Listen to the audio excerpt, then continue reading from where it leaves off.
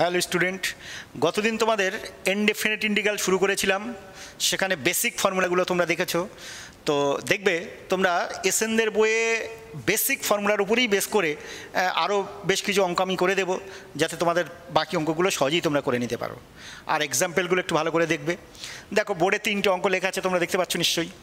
তো এই 3টে অঙ্ক আমি ফার্স্ট তোমাদের সলভ করবো। দেখো আছে এখানে 27 to the power 1 plus x plus 9 to the power 1 minus x by 3 to the power x। তো দেখো ইন্টিগ্রেশন অঙ্ক থাকা মানেই আমরা সঙ্গে সঙ্গে ইন্টিগ্রেশন করতে পারবো না।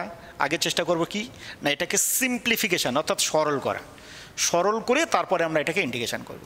তো কিভাবে সরল করব দেখো, 27 তাকে লিখে নেব 3 cube to the power 1 plus X, 9টাকে লিখে নেব 3 square to the power 1 minus x.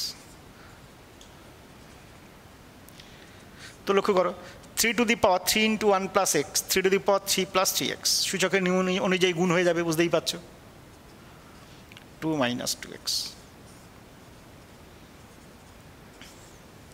এবার একটা খুব ইম্পর্টেন্ট কথা বলবো, তোমাদের মাথায় রাখতে হবে।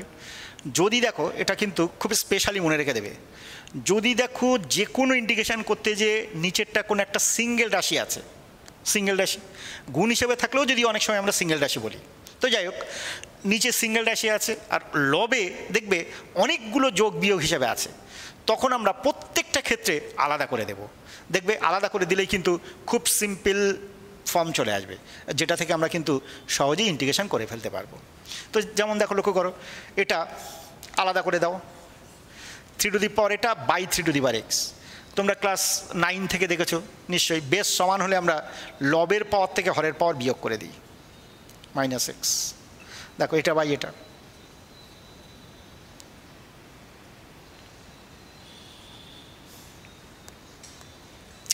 কি পাচ্ছি লক্ষ্য করো, 3 to the power 3 plus 2x। এইখানে পাচ্ছি দেখো 3 to the power 2 minus 3x। দেখো তোমাদের বলি, তোমরা দেখেছো নিশ্চয়ই ddx of A to the power x, কি দেখেছো? এ টু দি পাওয়ার এক্সের ডিফারেন্সিয়েশন করলে কী হয়? A to the power X into log E, নিশ্চয়ই দেখেছো। এ টু দি পাওয়ার এক্সের ইন্ডিকেশন করলে কী হবে? নিশ্চয়ই A to the power X by log E. যে কনস্ট্যান্ট ডিফারেন্সিয়েশনের ক্ষেত্রে গুণ হয় প্রথম দিন তোমরা শুনেছো, ইন্ডিকেশনের ক্ষেত্রে সেটা কিন্তু বাই হবে। যদি থাকে এ টু দি পাওয়ার মনে করো এম এক্স ডিএক্স, তাহলে আমরা কী লিখবো? A to the power M X by log E, ঠিক আছে। এম এক্স থাক, এম এক্স জেনারেলভাবে আছে, এ টু দি পাওয়ার কিছু একটা থাকা মানেই এ টু দি পাওয়ার সেটা বাই লগে। এবার কিছু যে আছে অর্থাৎ এর পাওয়ারে যেটা আছে এম এক্স, সেই এম এক্সের ডিফারেন্সিয়েশন করলে কী হয়? নিশ্চয়ই এম হয়, বুঝতে পারছো। তাহলে এখানে হবে বাই এম। তাহলে ডিফারেন্সিয়েশনে ইনটু যেটা হচ্ছিল ইন্টিগ্রেশনে সেটা বাই হবে অবশ্যই অবশ্যই, তবে সেটাকে কিন্তু কনস্ট্যান্ট হওয়া চাই। এখানে এমটা কনস্ট্যান্ট, কোনো অসুবিধা নেই। তা লক্ষ্য করো 3 টু দি পাওয়ার যাই থাকুক না কেন, 3 টু দি পাওয়ার সেটা বাই লগ 3 নিশ্চয়ই আমরা লিখতে পারি। এবার দেখো পাওয়ারে যেটা আছে কি আছে না 3 প্লাস 2x, তার ডিফারেন্সিয়েশন করলে কী হবে? দেখো 3 জন্য 0, পাওয়ারে যেটা আছে তার ডিফারেন্সিয়েশন করছি, 3 জন্য 0 প্লাস 2x-এর জন্য 2 ইন্টু 1 মানে 2, 0 প্লাস 2 মানে কি 2, তাহলে সেটা কনস্ট্যান্ট পাচ্ছি। যদি ভেরিয়েবল পেতাম তাহলে কিন্তু চলবে না, বাই লেখা চলবে না। তাহলে পাওয়ারে যেটা আছে এক্ষেত্রে যেমন দেখো এম এক্সের ডিফারেন্সিয়েশন করলে এম হয়েছিল, বাই এম লিখেছিলাম, তাহলে এখানে লবে যেটা আছে তার ডিফারেন্সিয়েশন করলে কী পাচ্ছি? 2 পাচ্ছি, সেই জন্য হবে বাই 2, আমাদের মনে রাখতে হবে। একইভাবে লক্ষ্য করো পরেরটাও তাই, 3 to the power 2 minus 3x by log 3, যেহেতু এখানে বেসটা 3 সেই জন্য লগ 3 হলো। মাথারটা ডিফারেন্সিয়েশন করে দেখো পাওয়ারে যেটা আছে তার ডিফারেন্সিয়েশন করলে কী হচ্ছে? 2 এর জন্য 0 মাইনাস 3 ইন্টু এক্সের জন্য 1, 0 মাইনাস 3 মানে মাইনাস 3, তাহলে বাই মাইনাস 3 হবে প্লাস 3। এইভাবে আমরা অঙ্কগুলো সলভ করব।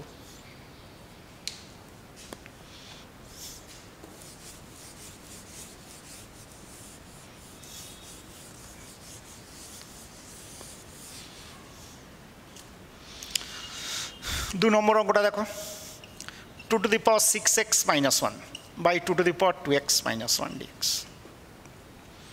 তো দেখো এটাকেও আমরা সিম্পলিফিকেশন করব।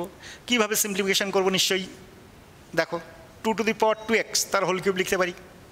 তোমরা পড়েছো 11-এ a to the power m তার whole to the power n মানে a to the power m into n হয়।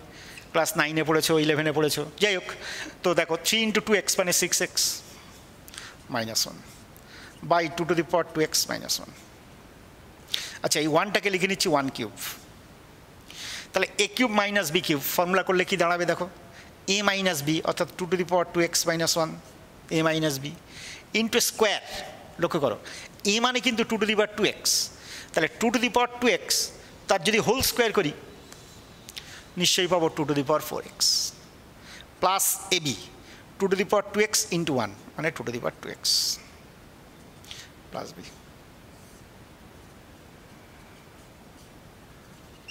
বুঝতে পারছো এই ফ্যাক্টরটা উপর নিচে কেটে যাচ্ছে। এবার আমরা কি করব, তাহলে 2 টু দি পাওয়ার 4x এর ইন্ডিকেশন করলে কি লিখবো, 2 to the power 4x by log 2। যেহেতু এখানে 2টা বেজ সেই জন্য 2 to the power 4x by log 2 by দেখো 4x এর জন্য ডিফারেন্সিয়েশনে ইন্টু 4 হতো, 4 তো কনস্ট্যান্ট টার্ম, তাহলে এখানে হবে বাই 4। ঠিক সিমিলারলি লক্ষ্য করো 2 to the power 2x by log 2, 2x এর জন্য একটা বাই 2, 1 আছে, 1 এর ইন্ডিকেশন করলে নিশ্চয়ই x, আর একবারই প্লাস সি লিখবো। সি ইজ ইকাল টু সমাকলন ধ্রুবক লেখাটা আমরা ভুলবো না, তোমাদের বারবারই বলেছি। আইসির পুরো নাম কি দেখেছো নিশ্চয়ই, এর আগে শুনেছো, কনস্ট্যান্ট অফ ইন্টিগ্রেশন, যার বাংলায় সমাকলন ধ্রুবক। এটা অনেকটা তাড়াতাড়ি লেখা হয়ে যাবে, তোমরা যদি পরীক্ষায় লিখে দাও কোনো অসুবিধা নেই, লিখতেই পারো সি ইকাল টু আইসি।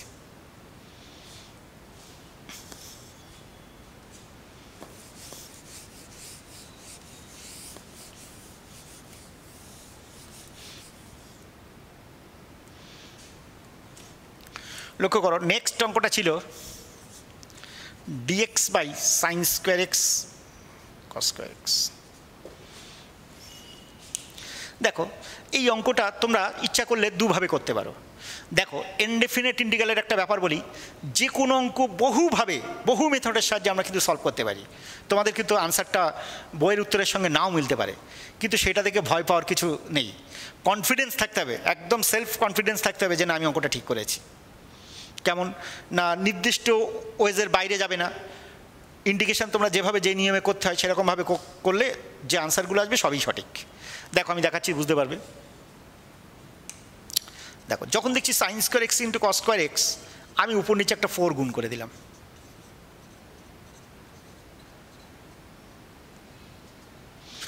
কেন 4 গুণ করলাম তোমরা বুঝতে পারবে। এটাকে লেখা যায় দেখো 2 সাইন এক্স কস এক্স তার হোল স্কোয়ার, 4টা কনস্ট্যান্ট বাইরে আনলাম,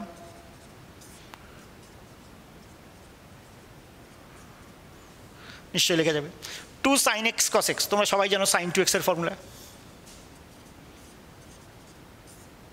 তাহলে এটা বলা যাবে sine square 2x, sign 2x তার whole square sine square 2x।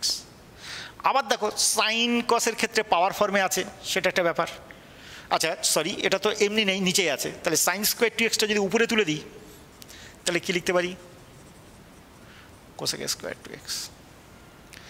তো লক্ষ্য করো কোসেক স্কোয়ার 2x তার ইন্টিগ্রেশন করলে কী হবে, লক্ষ্য করো 4 into cosec square x, cosec square এক্সের ইন্টিগ্রেশন করলে কী হয় মাইনাস কট এক্স, তাহলে এটা বলতে পারবো মাইনাস কট 2x। আর 2x এর জন্য বলা যাবে নিশ্চয়ই বাই 2। দেখো কোসেক স্কোয়ার এক্সের ইন্টিগ্রেশন করলে হয় মাইনাস কট এক্স, তাহলে কোসেক স্কোয়ার 2x এর হবে মাইনাস কট 2x। আর 2x এর জন্য যেটা ডিফারেন্সিয়েশনে ইন্টু 2 হতো, এখানে সেটা কিন্তু হবে বাই 2 প্লাস সি। তো লক্ষ্য করো মাইনাস 2 কট 2x প্লাস সি। আমরা ক্যালকুলেশন যদি করি নিশ্চয়ই এটা পাবো। দেখো আদারওয়াইজ এটা আবার তুমি অন্যভাবেও ভাবতে পারতে।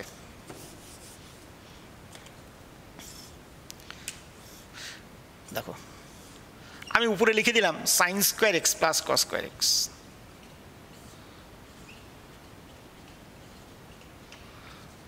দেখো নিচে sine square x into cos square x তো আছেই, sine square x plus cos square x 1 into dx মানে ডিএক্সই থাকবে।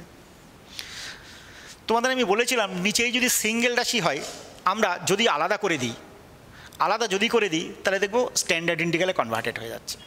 ব্যাপারটা কেমন দেখো লক্ষ্য করো, গুণ হিসেবে থাকলেও বলেছিলাম এটা সিঙ্গেল রাশি তুমি মনে করতে পারবে।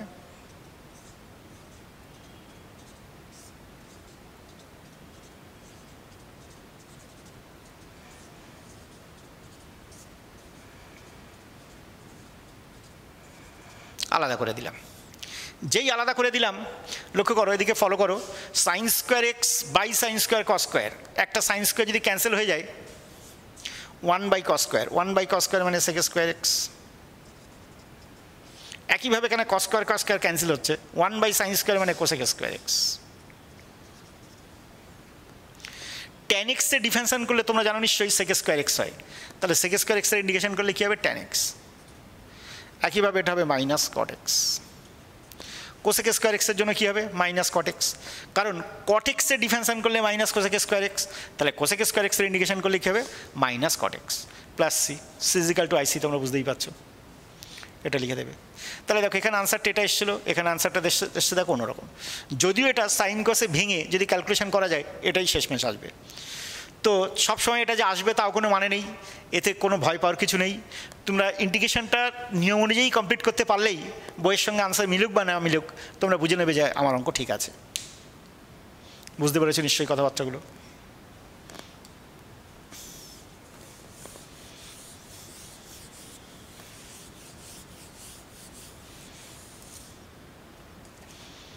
এবার দেখো কিছু স্ট্যান্ডার্ড অঙ্ক দেখো।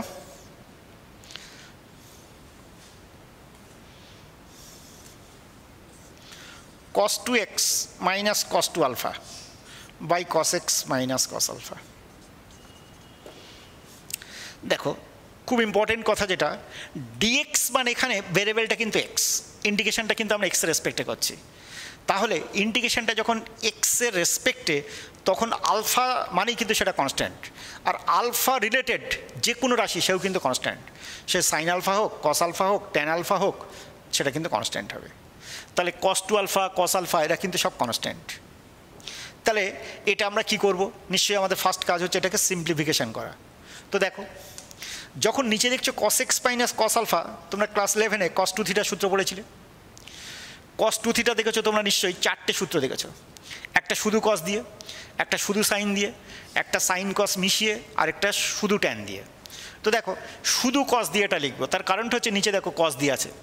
তাহলে cos 2x এর সূত্র তোমরা 11-এ কী পড়েছো, 2 cos স্কোয়ার এক্স মাইনাস 1। একইভাবে এটা বলা যাবে 2 cos স্কোয়ার আলফা মাইনাস 1।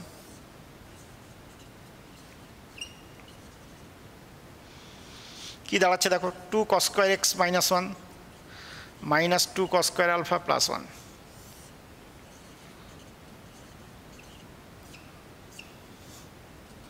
উপরে যদি 2 কমন নেই, cos square x minus cos square alpha, square minus B স্কোয়ারের সূত্র কি, a plus B into A minus B, অর্থাৎ cos x plus cos alpha into cos x minus cos alpha.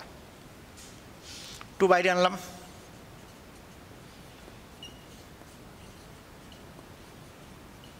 নিশ্চয়ই বুঝতে পারছো, 2 কমন নিয়ে বাইরে আনলাম, cos square x minus cos square alpha থাকবে, 2 কমন নেওয়ার পরে স্কোয়ার মাইনাস বি স্কোয়ারের সূত্র করলাম, a plus B into A minus B, A মানে cos x, বি মানে cos আলফা।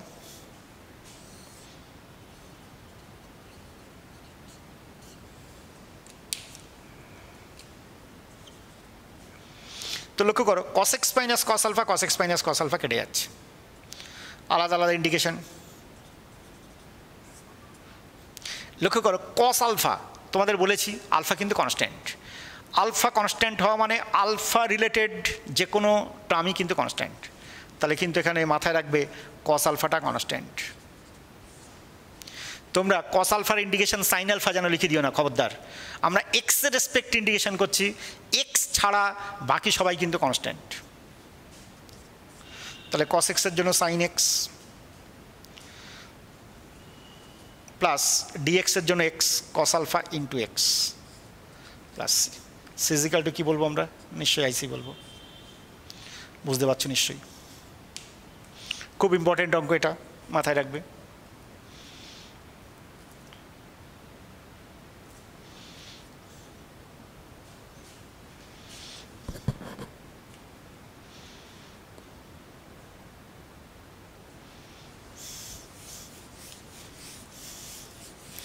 আরেকটা খুব ইম্পর্টেন্ট অঙ্ক লিখছি, লক্ষ্য করো।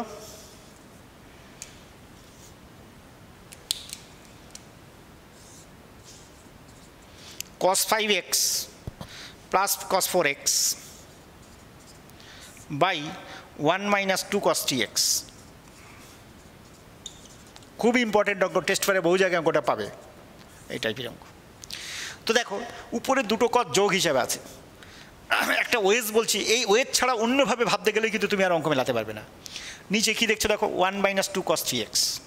তো দেখো এই যে cos 3x এর আগে 2 আছে, এটা কিন্তু মাথায় রাখতে হবে যে 2 আছে এখানে। দেখো এই জন্য আমরা কি করব, sin 3x দিয়ে উপর নিচে গুণ করব। কেন নিশ্চয়ই আবার বলবো। দেখো তাহলে নিচেরটা sin 3x দিয়ে যদি গুণ করি, 1 × sin 3x মানে sin 3x -2 sin 3x cos 3x। দেখো এই যে cos 3x দেখলাম, তার জন্য কিন্তু sin 3x দিয়ে গুণ করলাম। তাহলে লক্ষ্য করো 2, এই যে 2টা 2 sin a cos a, দেখো same 2 sin a cos a, তোমরা জানো নিশ্চয়ই sin 2 এর সূত্র। এখানে 3x বানিয়ে মনে করো, দেখো 2 sin a cos a, এই যে 2টা ছিল তার জন্য কিন্তু আমাকে এইভাবে ভাবতে হবে। তো কি লিখতে পারি লক্ষ্য করো, sin 3x